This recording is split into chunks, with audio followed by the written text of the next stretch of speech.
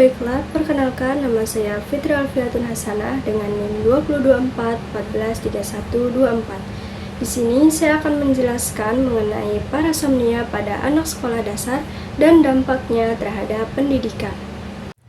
Baiklah, di sini saya akan mewawancarai salah satu anak yang memiliki gangguan tidur, yaitu parasomnia pada anak sekolah dasar dan dampaknya terhadap pendidikan.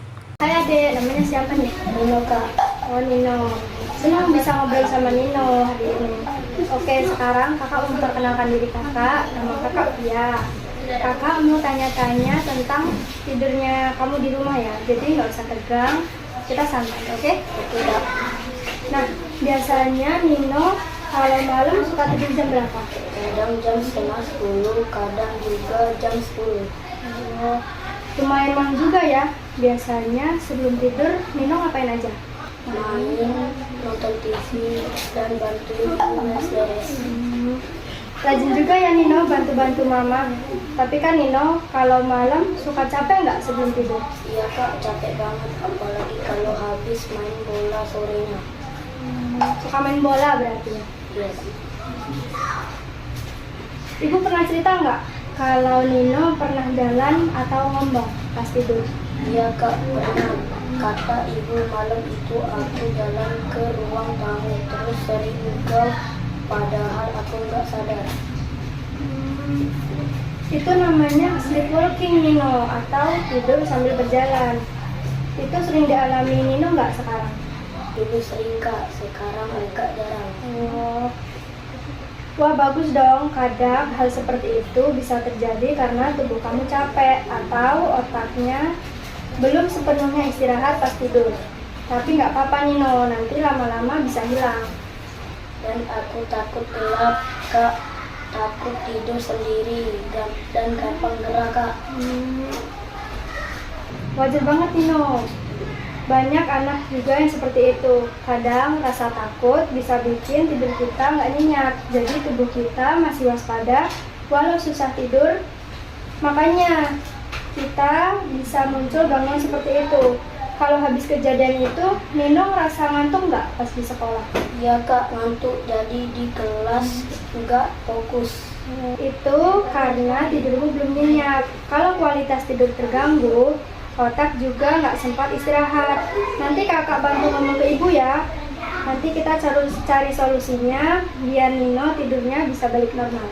Makasih ya, Kak, udah ngobrol dan mau bantuin aku.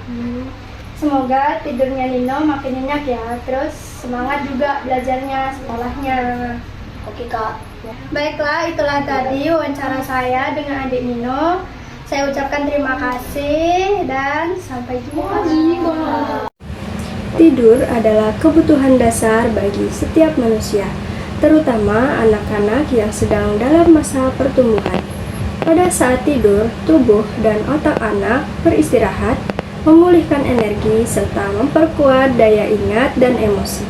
Namun, tidak semua anak bisa tidur dengan tenang.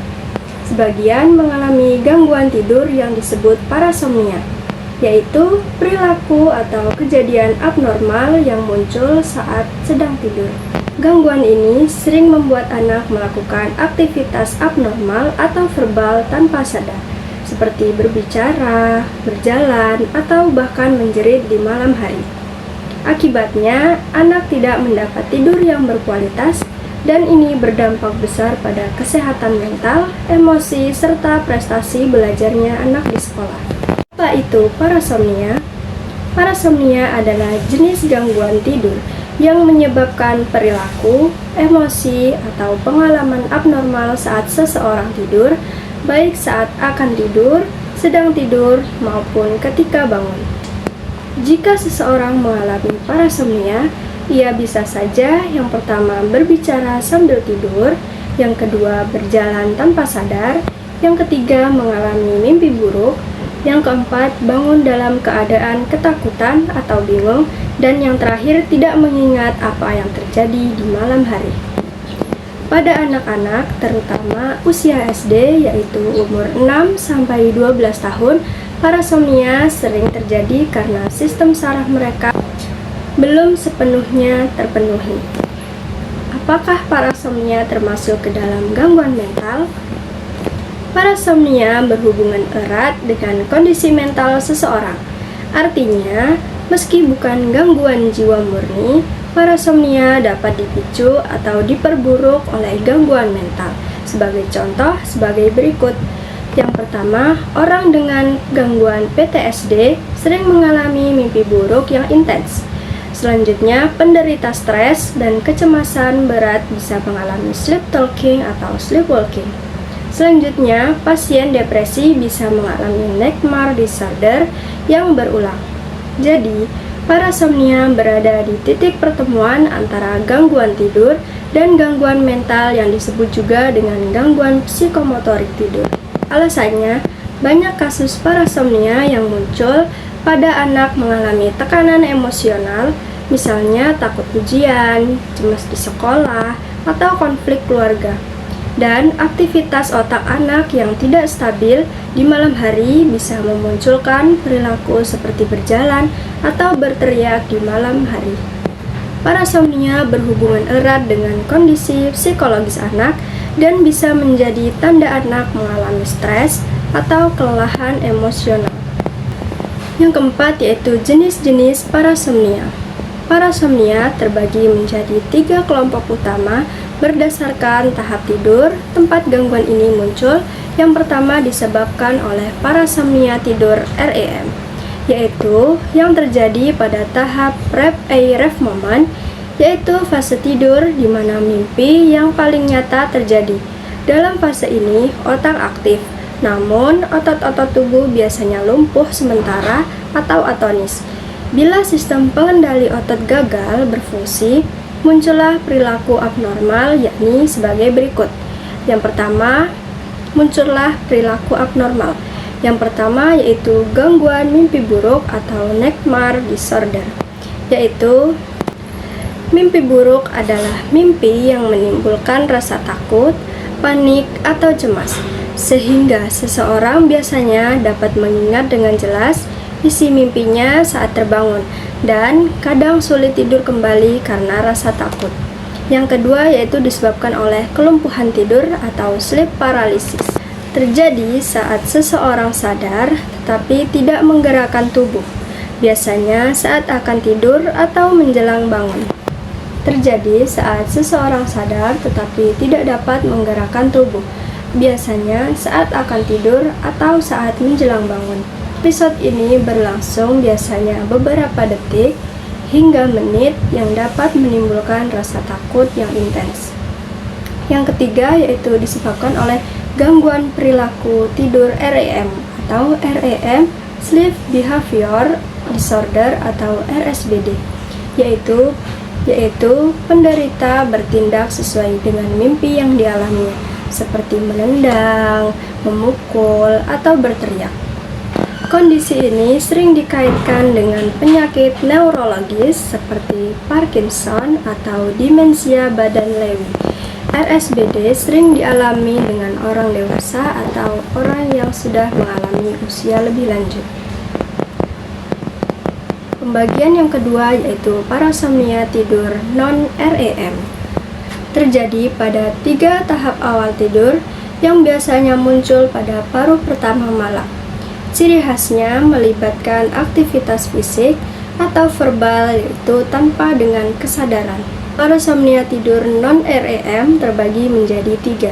Yang pertama, teror tidur atau night terror, yaitu seseorang tiba-tiba terbangun dalam keadaan sangat ketakutan, berteriak, atau bahkan menangis tanpa alasan yang jelas. Episode ini biasanya berlangsung antara 30 detik hingga beberapa menit. Setelahnya, penderita seringkali tidak mengingat kejadian itu sama sekali. Gejalanya meliputi detak jantung yang cepat, pupil melebar, pernapasan cepat, dan keringat yang berlebihan. Selanjutnya yang kedua, berjalan sambil tidur atau sleepwalking, yaitu penderita bangun dari tempat tidur dan berjalan dengan mata yang terbuka lebar namun tetap dalam keadaan tidur.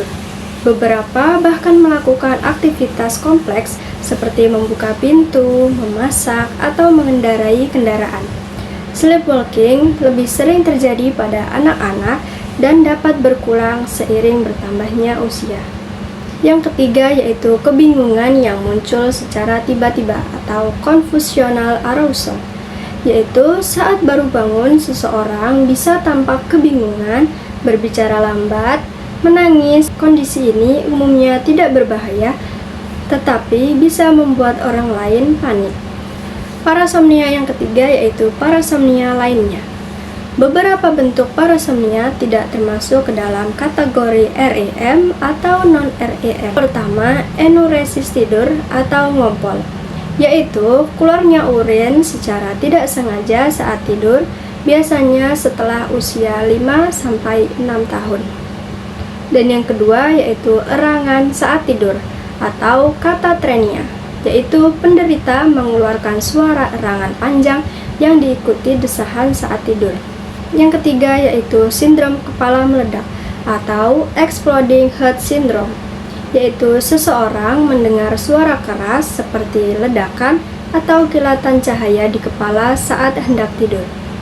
Yang keempat yaitu halusinasi tidur atau sleep hallucination, yaitu persepsi palsu seperti melihat bayangan atau mendengar suara saat transisi tidur atau bangun.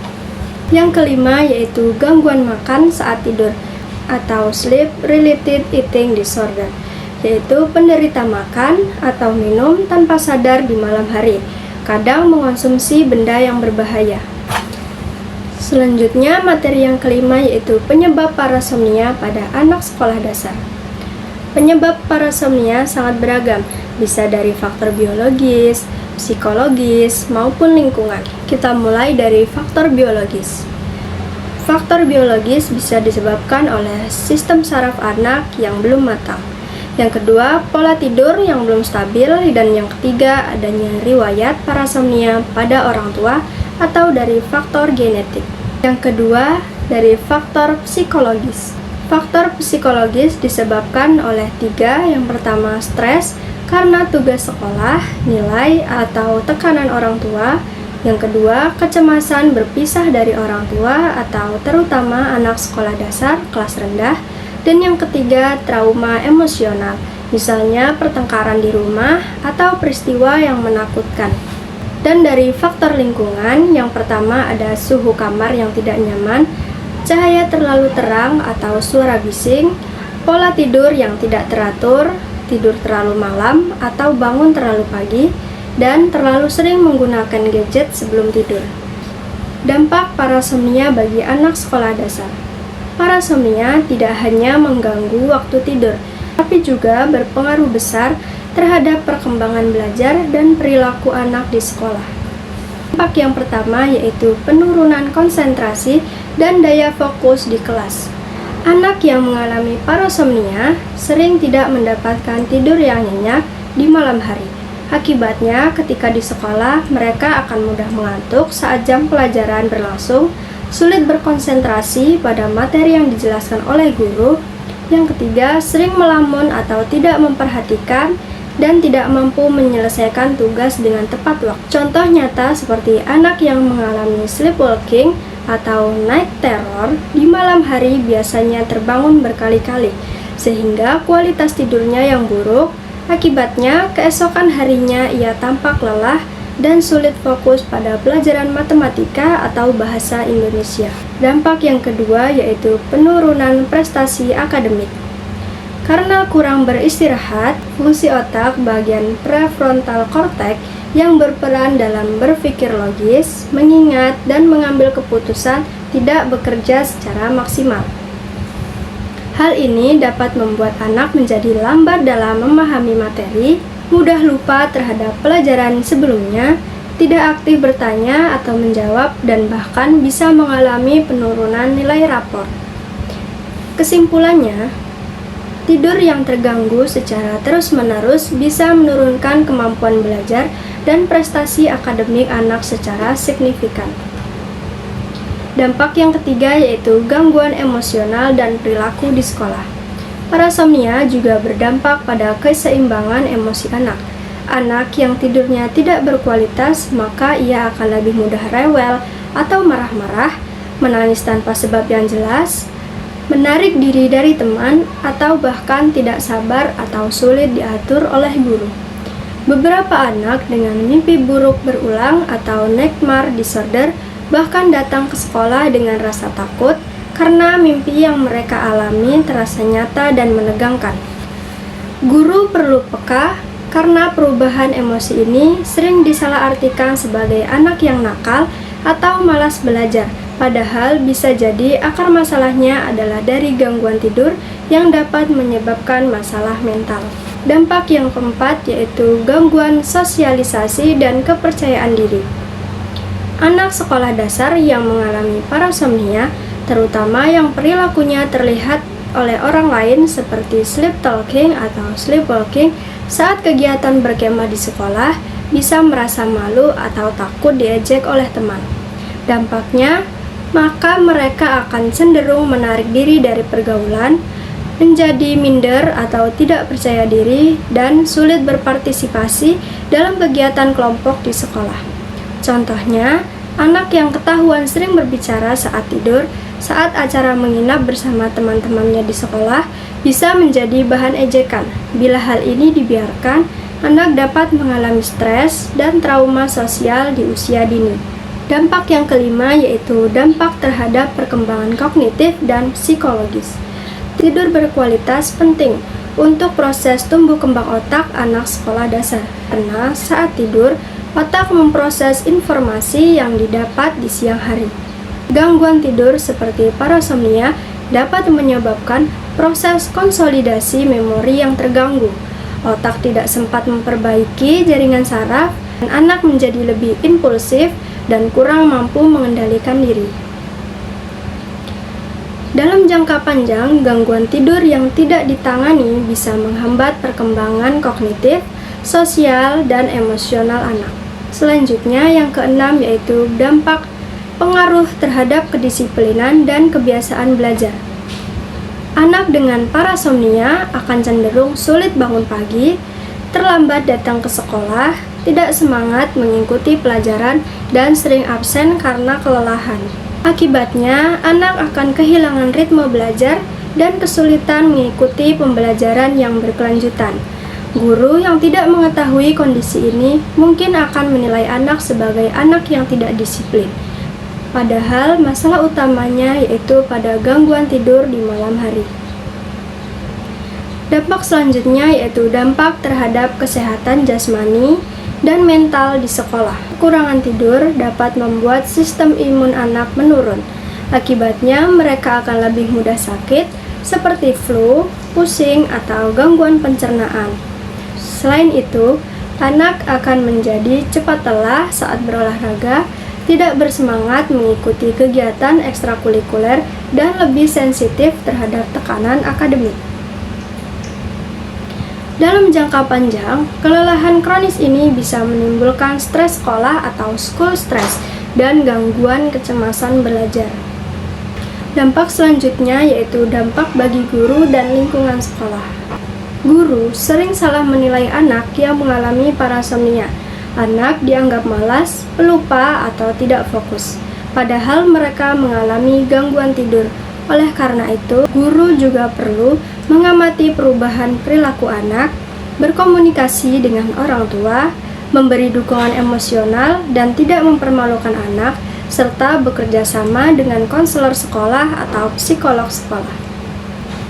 Karena itu, penting bagi sekolah untuk bekerja sama dengan orang tua, guru, konselor, dan tenaga kesehatan agar bisa membantu anak secara menyeluruh. Materi yang ketujuh yaitu strategi penanganan di lingkungan sekolah. Beberapa langkah yang bisa dilakukan guru dan sekolah untuk membantu anak dengan parasomnia. Yang pertama, bisa melakukan pemantauan yang rutin. Guru memperhatikan anak yang sering mengantuk, melamun, atau sulit fokus. Yang kedua, dengan melakukan pendekatan empatik. Guru sebaiknya berbicara secara lembut dan mendukung, bukan malah memarahinya. Yang ketiga yaitu kerjasama dengan orang tua, yaitu melaporkan perilaku anak agar orang tua bisa mencari pertolongan medis atau psikologis. Yang keempat yaitu penyesuaian jadwal belajar. Berikan waktu istirahat singkat atau jeda jika anak terlihat lelah. Yang kelima yaitu edukasi teman sekelas agar tidak mengejek atau mempermalukan anak yang memiliki gangguan tersebut. Yang keenam dari konseling sekolah yaitu membantu anak untuk mengekspresikan rasa takut atau mimpi buruknya dengan aman. Yang kedelapan yaitu penanganan dan solusi parasomnia. Penanganan parasomnia bertujuan untuk meningkatkan kualitas tidur dan mencegah resiko cedera. Pendekatan yang digunakan bisa bersifat non-obat atau behavioral maupun medis. Yang pertama yaitu dari pendekatan non-obat seperti sleep hygiene, yaitu kebersihan tidur. Tidur dan bangun pada jam teratur setiap hari minimal 8 jam. Hindari kafein, pastikan kamar tenang, tidak gelap dan sejuk. Yang kedua yaitu dengan melakukan terapi relaksasi dan stres, yaitu meditasi, pernapasan dalam, journaling, atau yoga. Yang ketiga yaitu bisa melakukan terapi perilaku kognitif atau CBT, yaitu mengubah pola pikir dan kebiasaan negatif tentang tidur, melatih otak agar bisa lebih tenang sebelum tidur. Yang terakhir yaitu keamanan fisik kamar tidur, yaitu seperti kunci pintu, singkirkan benda tajam, dan pasang pelindung di tepi tempat tidur. Selanjutnya kita bisa melakukan pendekatan medis. Yang pertama dengan melakukan konsultasi ke dokter spesialis tidur, psikiater, atau neurolog. Yang kedua, obat-obatan yang dapat diresepkan disebabkan oleh gangguan lain seperti sleep apnea, maka terapi alat bantu napas yaitu CPAP dapat diberikan. Yang ketiga yaitu dari dukungan keluarga atau sosial. Edukasi keluarga agar tidak membangunkan penderita dengan paksa saat kejadian berlangsung. Berikan dukungan emosional agar penderita tidak merasa malu atau takut saat tidur. Dan dalam kasus anak, orang tua perlu mencatat frekuensi kejadian untuk membantu diagnosis dokter. Yang kesembilan yaitu cara mengatasi dan mencegah parasomnia. Ini bisa dilakukan di rumah, yaitu dengan membuat jadwal tidur yang teratur, tidur dan bangun di jam yang sama. Yang kedua, pastikan kamar tidur nyaman, tenang, dan tidak gelap. Hindari minuman berkafein seperti teh, kopi, dan coklat sebelum tidur. Selanjutnya, jika anak mengalami mimpi buruk, tenangkan dan peluk anak dan jangan dimarahi. Kurangi stres anak dengan aktivitas positif sebelum tidur, seperti membaca buku cerita yang ringan. Hal yang bisa dilakukan di sekolah yaitu guru bisa memberi waktu istirahat singkat saat anak tampak mengantuk. Yang kedua, hindari menegur anak di depan teman-temannya. Yang ketiga, ciptakan suasana belajar yang menyenangkan dan tidak menegangkan. Dan yang keempat, libatkan guru BK atau konselor sekolah untuk memberi pendampingan psikologis. Dan yang terakhir, jika perlu, arahkan orang tua untuk memeriksakan anak ke dokter atau psikologis anak. Materi yang terakhir yaitu prognosis atau harapan kesembuhan. Sebagian besar parasomnia pada anak akan membaik seiring pertumbuhnya otak dan usia.